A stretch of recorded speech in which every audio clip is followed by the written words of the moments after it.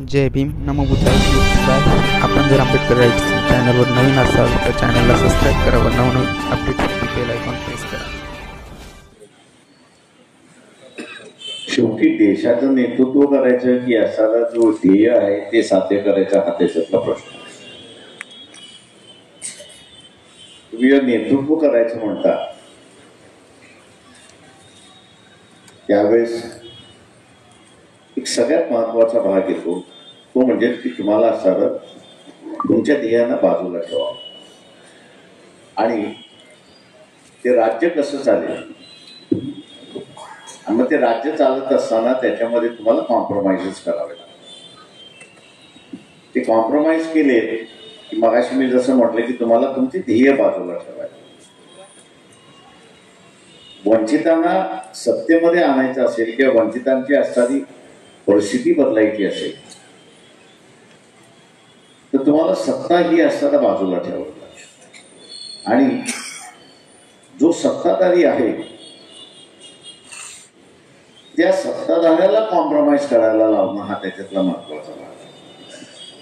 त्याचा तो जोपर्यंत कॉम्प्रोमाइज करत नाही किंवा तो जोपर्यंत असणारा मान्य करत नाही तोपर्यंत इथल्या असणाऱ्या वंचितांचं सामाजिक आर्थिक बदल जो आहे तो होणार नाही अशी असणारी परिस्थिती आहे. ते याचं असणारं एक चांगलं उदाहरण असं देईन की जमिनीचे नियम बदलायचे का आणि सीलिंग सारखा कायदा आणायचा का अशा असणाऱ्या कालावधीमध्ये विनोबा भावांनी असणारं भूटान मुवमेंट ही असणारा त्या ठिकाणी सुरुवात. भूतानामध्ये चळवळ भूतानामध्ये ज्याला आपल्याला म्हणता येईल की काही जणांनी स्वतःहून असणाऱ्या आपल्या जमिनी शासनाला सादर केल्या अशी असताना मी याच्यावर असणारा एक त्या ठिकाणी पाहतो की एक वर्ग आहे की तो बदलला पाहिजे अशा मानसिकतेमध्ये. आता हा बदलणारा जो समूह आहे त्याच्याशी तुम्ही संघर्ष करायचा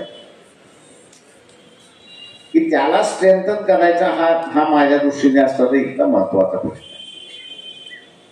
आणि म्हणून तुम्ही लिडरशिप जरी करू शकला अशी असणारी परिस्थिती जरी असली तरी ती करून तुम्ही साध्य करणार आहात की तुम्ही इथल्या असणारा ज्याला कोणाला सत्तेवरती बसवायचंय त्याला मदत करून तुम्ही असणारं तुमचं ध्येय साध्य करणार आहात. हा मला वाटतं त्या त्या काळातला असणारा प्रश्न असं मी त्या ठिकाणी मानतो आणि त्याला स्ट्रेट जॅकेट असं असणारं उत्तर तुम्हाला काही घेता येत नाही. परिस्थितीच त्याचं असणारं ठरवत असते की तुम्ही आता कुठल्या रोलमध्ये असलं पाहिजे आणि कुठल्या रोलमध्ये नसलं पाहिजे. त्याच्यामुळे ह्याचं असणारं एक स्ट्रेट जॅकेट आपल्याला उत्तर देता येईल. मला थोडा तो प्रश्न थोडा पूर्ण करतोय मी की आज अवघा देश कदाचित प्रेम आहे सर्व गोष्टी आहे असं सर्व असताना कारण आपण जर आपली इच्छा असेल तर आपण कुठेही जाऊ शकता तेवढंच प्रेम तेवढंच सर्व असेल असं सर्व असताना आमच्या अकोल्याविषयी किंबहुना पुढे जाऊन म्हणेल की आपल्या अकोल्याविषयी साहेब एवढं प्रेम का.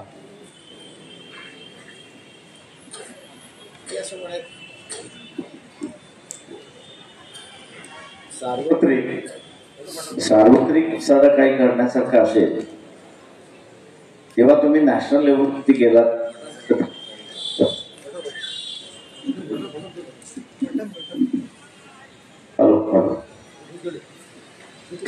परंतु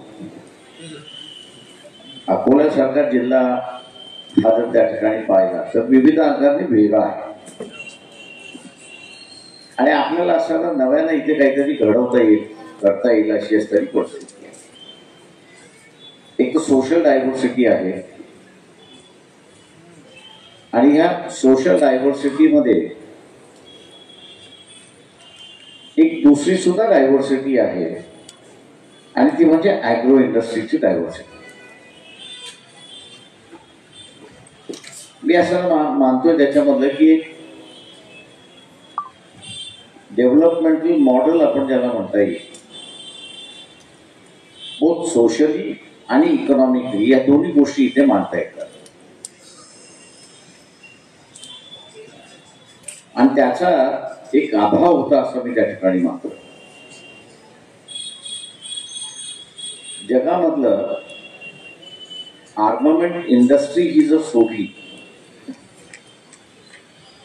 ट्रान्झॅक्शन प्रचंड मोठ्या प्रमाणात इम्पोर्ट एक्सपोर्ट त्याच्यामधलं फार मोठ्या प्रमाणात होतं, पण ती एकदा इंडस्ट्री बाजूला काढली तर उरलेल्या ह्याच्यामधलं जे ट्रेडिंग होत आहे इंटरनॅशनली ते त्या दोन गोष्टींमध्ये, एक असणारं लेदर आहे आणि दुसरं असणारं कॉटन.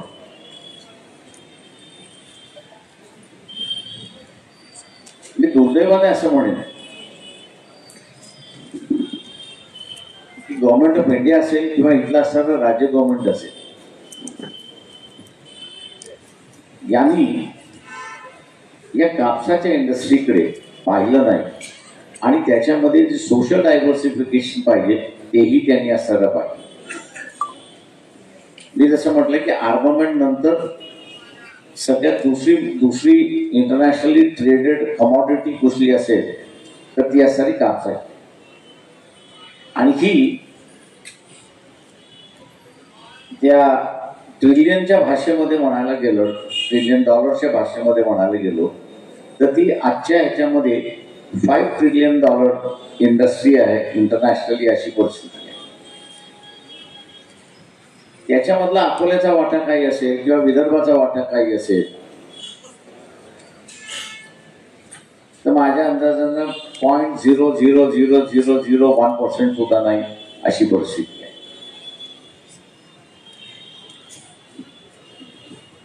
रॉ मटेरियल इथेच येते, दोन्ही आहेत, पॉल्सेस आहेत आणि दोन्ही आहेत. या ठिकाणी या दोन्ही याचं आपण असं जर हे केलं तर मला असं वाटतं की एक डेव्हलपमेंट मॉडेल असं या ठिकाणी उभं करू शकतो. इथे जे पूर्वी एकाधिकार खरेदी होती त्यावेळेस असणारा लहान जमीन घेतला असणारा व्यवसाय होता, त्याच काळामध्ये आपण बघितलं असेल 90 मध्ये एक नवीन पॉलिसी असताना मी राज्यसभेमध्ये गेल्यानंतर घेऊन आलो होतो आणि ते म्हणजे अपग्रेडेशन ऑफ टेक्नॉलॉजी. दुर्दैवाने विदर्भाने त्याचा फायदा घेतला नाही किंवा त्यावेळेस असणाऱ्या पॉलिटिकल लिडरशिपने तेवढा फायदा घेतला नाही.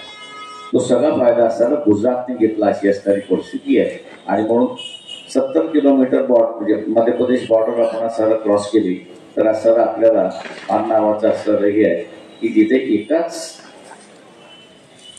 15 किलोमीटर 20 किलोमीटरच्या आतमध्ये मॉडर्न 90 जिनिंग तुम्हाला असायला मिळतात अशी परिस्थिती आहे. मी असं म्हणेन की जे मॉडेल आम्हाला उभं करायचं होतं त्या काळी माझ्याबरोबरचे असणारे जे सहकारी होते त्या सहकाऱ्यांच्या दृष्टिकोनातून असणारा अकोला हे असणारं व्यवस्थित मॉडेल झालं असतं. तर त्या एका बाजूला असणारा सोशल डायव्हर्सिफिकेशनच्या माध्यमातून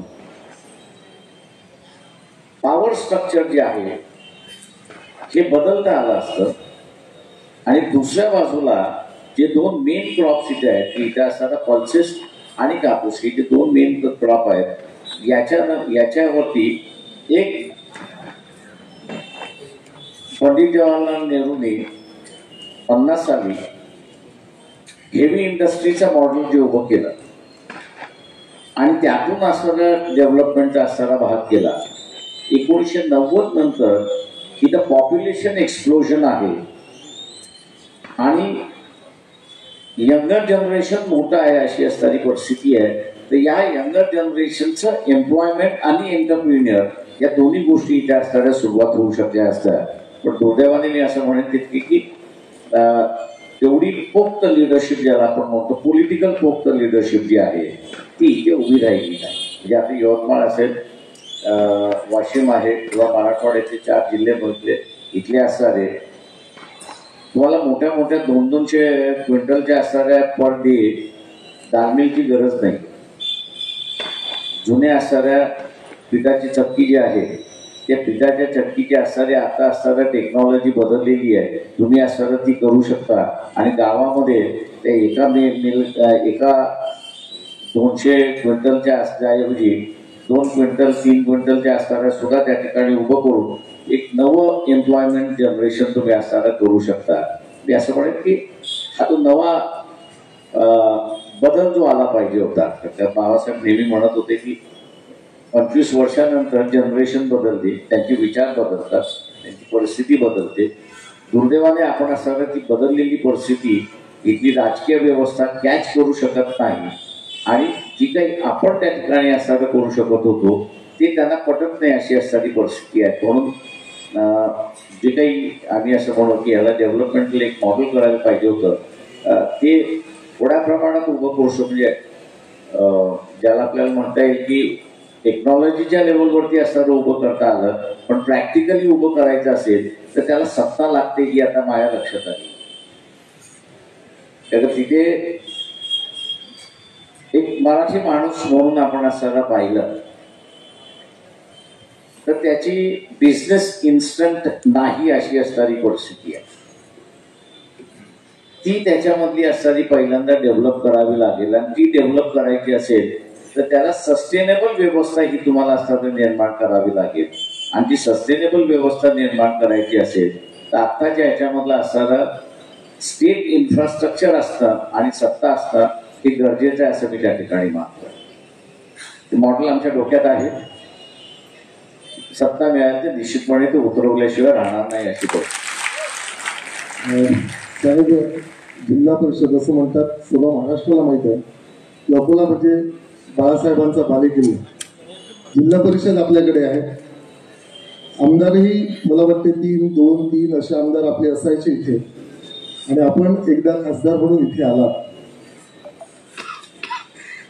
आपण जे स्वप्न अकोल्यासाठी पाहताय, जे चित्र तुम्ही सांगताना आमच्या डोळ्यासमोर अकोल्याचं जे वैभव आम्हाला दिसते आहे ते आपण खासदार झालात आणि एवढा अकोला जिल्ह्यापुरती जर आपली हे असेल तर ते पूर्ण होऊ शकेल का? आत्ताच्या याच्यामध्ये मी असं म्हणेन की तुम्हाला कुठेतरी डेमॉन्स्ट्रेशन इफेक्ट करणं भाग, डेव्हलपमेंट मॉडेल उभं करणं भाग. तर जर अकोला शहर आपण घेतलं तर नदीच्या या बाजूला नदीच्या त्या बाजूला असं हे शहर आहे की जे कुठल्या शहराला हा लाभ मिळेल असं मी मानत नाही. आणि 4 धरणं आहेत की ज्याच्यामध्ये पाणीच पाणी अशी असणारी परिस्थिती.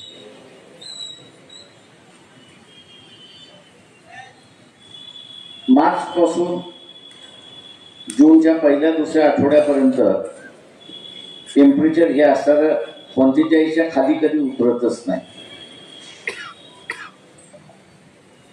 मी मगाशी जसं म्हटलं की त्याच्यामधला असणारा थोडीशी कल्पकता असते आणि त्याचं आता उदाहरण आपल्याकडे आहे. बाळापूरचं असणारं उदाहरण आहे. बाळापूरमध्ये बंधारा बांधलेला आहे पारसच्या असणाऱ्या पॉवर हाऊसच्या पाण्यासाठी. मे महिन्यामध्ये सुद्धा आपण गेलो तर बाळापूरचं टेम्परेचर हे अकोल्यापेक्षा 3 डिग्रीने कमी असतं. त्याचं कारण का तर बाळापूरच्या शहराच्या आजूबाजूला पारसला लागणारं पाणी जे आहे, पारस पॉवरला लागणारं पाणी जे आहे ते तिथे अडवलेलं आहे आणि ते पाणी असं सातत्याने त्या ठिकाणी वापरलं जातं. पाणी असल्यामुळे दिवसाची हीट कमी होत नाही पण संध्याकाळची असणारी हीट कमी होते अशी परिस्थिती आहे. नदी तीच आहे, बदललेलं नाही. गांधीग्रामच्या इथे असणारा गांधीग्रामच्या अगोदर एखादा बंधारा त्या ठिकाणी असणारा बांधला तर हा पूर्ण बाळापूर पासून ते असणारा गांधीग्राम ज्याचा अकोला शहरात येत आहे. तुम्हाला शहरामधल्या रात्रीचं 3 डिग्री टेम्परेचर हे असणारं कमी येऊ शकतं अशी असणारी परिस्थिती आहे. अनेक शहरं जी आहेत ही अकोल्यासारखी आहेत परंतु त्याला डेव्हलपमेंट करण्यासाठी तिथल्या असणाऱ्या लोकांनी त्यांचा असणारा कल्पकता वापरली आणि त्याच्यातला असणारा बदल झाला असं वाटतोय. हे डेमॉन्स्ट्रेशन तुम्ही जोपर्यंत करत नाही तोपर्यंत इतर ठिकाणचं डेव्हलपमेंट होणार नाही हे आपण असं लक्षात घ्या. त्याच्यामुळे आता असणारं जे मॉडेल आपल्याला पाहिजे ते मॉडेल मी असं म्हणतो की कुठेतरी त्याची एक सुरुवात झाली पाहिजे आणि त्याचं रेप्लिका हे असणारं इतर ठिकाणी झालं तर मला वाटतं असणारं एक सस्टेनेबल डेव्हलपमेंट मॉडेल ही आपण उभं करू शकतो अशी परिस्थिती आहे.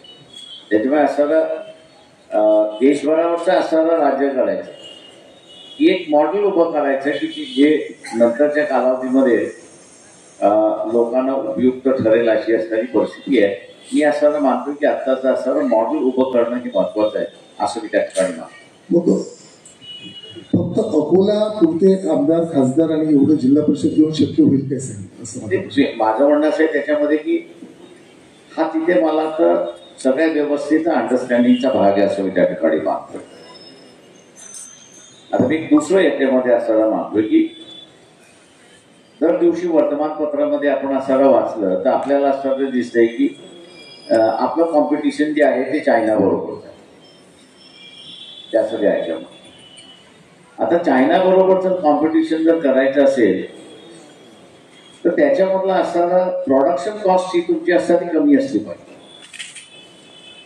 आता प्रोडक्शन कॉस्ट तुम्हाला कमी करायची असेल तर पॉवर मधनं कमी करता येते.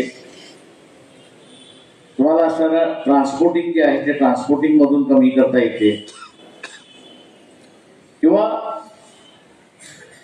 जिथे लेबर अवेलेबल आहे तिकडनं तुम्हाला सगळं कमी करता येते. या सगळ्या फॅक्टर्स लक्षात घेता तुम्ही असं जर प्लॅनिंग केलं तर तुम्ही असं कॉम्पिटिटर त्या ठिकाणी म्हणता. पण तुम्ही असं एखादा माल कच्चा माल दिल्लीत आहे आणि दिल्लीतला कच्चा माल तुम्ही असं म्हटलं नाही मद्रासला मी जाऊन असताना त्या ठिकाणी प्रोसेसिंग करणार तर तुम्ही कॉम्पिटिटरसाठी होणारच नाही. त्याचा तुमचा ट्रान्सपोर्टिंग कॉस्ट हा असताना वाढलेला आहे. त्याच्यामुळे आता बऱ्याच गोष्टी असताना चेंज झालेल्या आहेत किंवा ह्या लक्षात आणून द्यायचं असेल तर तुम्हाला असताना मॉडेल हेच डेव्हलप करावं लागतं असं मी त्या ठिकाणी मानणार. काही मी आपल्याशी चर्चा करत होतो त्या दिवशी आपलेही काही अकोल्यासाठी स्वप्न होते. मला असं वाटतं या सर्व रसिकाच्या साक्षीनं आपल्याला अकोल्यासाठी आपण काय स्वप्न पाहता किंवा अकोला काय असायला पाहिजे असं आपल्याला वाटते जरा मन मोकळं बोलावं असं मला वाटतं. मला असं वाटतं की अकोल्याच्या आर्थिक विकासाच्या मुद्द्यात मी आता शिरत नाही कारण बाळासाहेबांनी खूप विस्तृतपणे ती भूमिका मांडली आहे. पण एकूणच अकोल्यातल्या सगळ्या वेगवेगळ्या समाजातल्या कुटुंबांची जेव्हा मी बोलते तेव्हा माझ्या असं लक्षात येतं की बरीचशी मुलं आज शिक्षणासाठी आणि पुढच्या व्यवसायासाठी प्रोफेशनल ऑपॉर्च्युनिटीसाठीच अकोल्या बाहेर आहे आणि त्या अकोल्यामध्ये हा सगळा व्यवसाय उभारण्यासाठी किंवा संधीची कमतरता आहे किंवा त्याच्यासाठी लागणारं इन्फ्रास्ट्रक्चर अपुरं पडतं हा सुद्धा त्यातला एक मला महत्त्वाचा भाग वाटतो. आणि ते कसं विकसित करता येईल याचा एक निश्चितपणे विचार व्हायला पाहिजे. तो योजनेचा भाग पाहिजे कारण कोविड नंतर सगळ्यांना छोट्या शहरांमध्ये राहणं आणि तिथे सर्व प्रकारच्या सुविधा उपलब्ध असणं आणि त्यातली सुरक्षितता हे खूप प्रकर्षाने पुन्हा एकदा जाणवायला लागली आहे. आणि मोठ्या शहरांकडून आपल्या गावांकडे हा एक प्रवास कोविड पॅन्डेमिक नंतर सुरू झाला. पण त्याच्यासाठी लागणाऱ्या सुविधा इन्फ्रास्ट्रक्चर आणि संधी याची निर्मिती जर प्रत्येक जिल्ह्याच्या ठिकाणी झाली तर त्या जिल्ह्यामध्ये सुद्धा एक सुशिक्षित आणि समृद्ध आयुष्य जगणं शक्य होईल. हा मला एक खूप अकोल्याच्या बाबतीत भाग वाटतो. दुसरं मला असं वाटतं की क्रीडा आणि सांस्कृतिक कार्यक्रम या दोन्हीच्या संदर्भासाठी लागणाऱ्या सुविधा अकोल्यामध्ये खरंच खूप कमी आहेत आणि त्या जर निर्माण झाल्या तर मला असं वाटतं की अकोल्यासारखं सुंदर शहर राहायला दुसरं असेल. आम्ही गेल्या 25-30 वर्षापासून रंगभूमीसाठी संघर्ष करतोय, एका रंगमंदिरासाठी संघर्ष करतोय, एका नाट्यमंदिरासाठी संघर्ष करतोय. ते अद्यावत पूर्ण झालेलं नाही. आता तुम्ही जी इच्छा व्यक्त केली ते रंगमंदिर आमचं तयार व्हावं अशी सदिच्छा व्यक्त करतो. पुढचा एक छान भावनिक 6व्या प्रश्नाकडे आपण जातोय. एक छान प्रश्न आहे की हा प्रत्येक भारतीयाच्या मनात पडलेला प्रश्न आहे साहेब. सर हा एक जसं निलेश म्हणाले हा एक कलाकारांच्या मनातला पण प्रश्न असतो. म्हणजे जेव्हा माझ्याकडे महात्मा फुले हा विषय आला तेव्हा सुरुवातीला जसं आपण इतिहासात वाचतो आणि थोडंफार इथे तिथे वाचतो तेवढी माहिती होती. जेव्हा सगळं खोलात शिरलो रिसर्च तेव्हा भीती वाटली आणि लक्षात आलं की आपण जोपर्यंत ह्याला सरेंडर होत नाही ना तोपर्यंत आपण न्याय नाही देऊ शकणार. तर सरेंडर व्हावं लागतं आपल्याला त्याला, आणि मग त्याच्याकडे एक वेगळ्या नवीन दृष्टिकोनातून अनुभव ह्याने घ्यावा लागतो. तसाच एक मला पण कलाकार म्हणून पडलेला प्रश्न किंवा बऱ्याच लोकांच्या मनात असेल की बाबासाहेबांनी संविधान एवढं मांडलं आणि आपण जेव्हा पहिली पायरी संसदेची चढली तेव्हा तुमच्या मनातले भाव काय होते?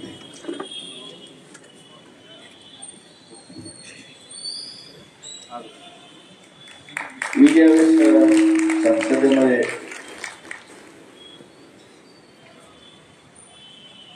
पाऊल ठेवणार असं ज्यावेळेस होतं आणि चालत आपलं ते, आणि पार्लमेंटमधले असणारे जे आता जसं दिल्ली पोलीस बघते त्यावेळेस पार्लमेंट दिल्ली पोलीस बघते, तर त्याची स्वतःची स्वतंत्र यंत्रणा होती सिक्युरिटी. पण त्यांचं एक वैशिष्ट्य होतं की तेथे जो कोणी सदस्य आलेला असेल त्यांनी त्याचा चेहरा मेमोराईज केलेला.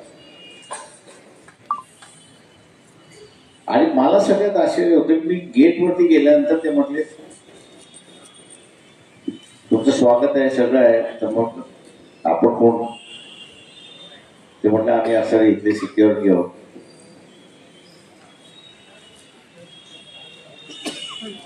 तर सगळ्यात आश्चर्य असं होतं की पोलीस आपण बघितलेले असतात, पोलीस डिपार्टमेंट आपण बघितलेलं आहे, पण हे एक अनोळखी सेंटर आपलं की जिथं आपण कधी आलेलो नाही, गेलेलो नाही त्या सगळ्या याच्यामध्ये. आणि तिथला असणारा तो सिक्युरिटीचा माणूस, हे माझं नावही ओळखतो आणि तो ओळखतोय, चेहऱ्याने ओळखतोय की इथे असणारा तुम्ही आहेत. हे माझं पहिल्यांदा आश्चर्य त्या ठिकाणी होतं की एक सिक्युरिटीचा स्टाफ की ज्यांनी कधी मला बघितलेलं नाही, माझी त्याची ओळख नाही, तोही मला कधी भेटलेला नाही, पण हाच तो माणूस. हे जे सगळ्यात होतं हेच मला सगळ्यात मोठं आश्चर्य होतं की तो आपल्याला कसा ओळखतो तसं द्यायचं. ही एक पहिली म्हणजे तुम्ही असं म्हणा की त्या पार्लमेंटच्या गेटमध्ये आत पाऊल ठेवण्याच्या अगोदरची, मी गेट ओलांडलंही नव्हतं, बाहेरच होता सिक्युरिटीच्या ह्याच्यावर. तिथेच तो मला ओळखतो आणि म्हणतो यू आर न्यू मेंबर, अमुक अमुक आहात, अमुक अमुक आहात, मी तुम्हाला आतमध्ये घेऊन जातो, सगळं हे करतो त्याच्यामध्ये. दुसरं जे आहे त्याच्यामध्ये ते मी असं म्हणेन की दोन भावना आहेत. एक त्यावेळेस राज्यसभेमधला असणारा जो आहे ते राज्यसभेमध्ये आपण असणारा एका अशा जागी आलेलो आहोत की जिकडनं इतिहास आहे आणि हा इतिहास आपल्याला आता पुढे घेऊन जावा लागतोय.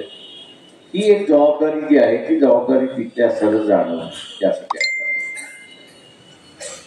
दुसरं जे आहे त्याच्यामधलं असं म्हणजे हे राज्यसभेच्या ह्याच्यामधलं, आणि ज्यावेळेस मी निवडून गेलो त्यावेळेस लोकसभेच्या ह्याच्यामध्ये एक लाल रंगाचं आणि हिरव्या रंगाचं, राज्यसभा जे आहे ते लाल रंगाचं, त्याच्यामुळे त्याला मी लाल बावटा म्हणत असतो.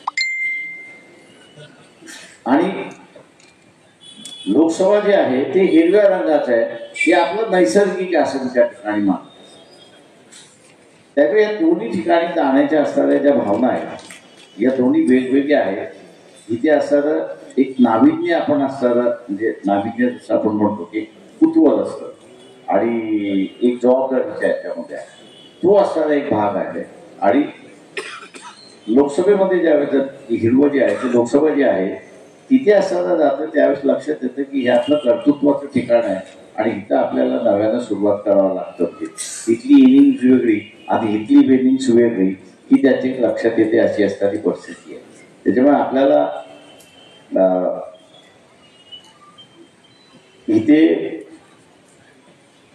ठसा उमटवायचा असेल तर आपल्याला ह्यालाही आत्मसात केलं पाहिजे, त्याच्याशिवाय दुसरा मार्ग नाही हे लक्षात येतं. साहेब, खरंच प्रत्येकाच्या मनातला हा प्रश्न होता. कारण ज्या बाबासाहेबांनी देशाला संविधान दिलं, आज जगभर ज्या बाबासाहेबांना जग देव मानतं, त्या आपल्या आजोबांच्या संसदेत जाताना आपल्या काय भावना असतील हे आम्ही खरंच जाणून घेताना आम्हाला उत्सुकता होती. सोबत मला असं वाटतं की बाबासाहेब तेव्हा म्हणाले होते की संविधान देशाचं कितीही चांगलं असलं तरी ते कोणाच्या हातात जातं ते महत्वाचं आहे. पण माझा प्रश्न इथून सुरू होतो की आज जे सरकार आहे आणि त्याच्यासोबत जो विरोधी पक्ष आहे, या दोघांच्याही कारकिर्दीविषयी आपण समाधानी आहात का? आणि ते योग्य माणसाच्या हातात संविधान आहे का, किंवा आणखीही संविधान वाट पाहते आहे योग्य लोकांच्या हाती जाण्याची? साहेब, मी असं म्हणेन की जे शासनकर्ते आहेत आणि जे विरोधक आहेत या दोघांच्या संदर्भात मी असं म्हणेन की समाधानी नाही. त्याचा जो शासनकर्ता वर्ग आहे तो पदोपदी पावलोपावली संविधानाला तुडवत चाललाय अशी असणारी परिस्थिती आहे. आणि दुसऱ्या बाजूला जो विरोधी पक्ष आहे त्याची जी भूमिका पाहिजे होती वेगवेगळ्या प्रश्नांवरती वेगवेगळ्या ह्याच्यावरती ती अजिबात दिसत नाही. सत्ताधारी आणि विरोधक या दोघांमधला असणारा जी रेष असते ती रेष पुसट झालेली आहे असंच मी त्या ठिकाणी म्हणेन, किंवा कदाचित ती कॉम्प्रोमाइज झालेली आहे हाही शब्द मी जर वापरला तर अयोग्य असं मी त्या ठिकाणी म्हणणार नाही. आणि म्हणून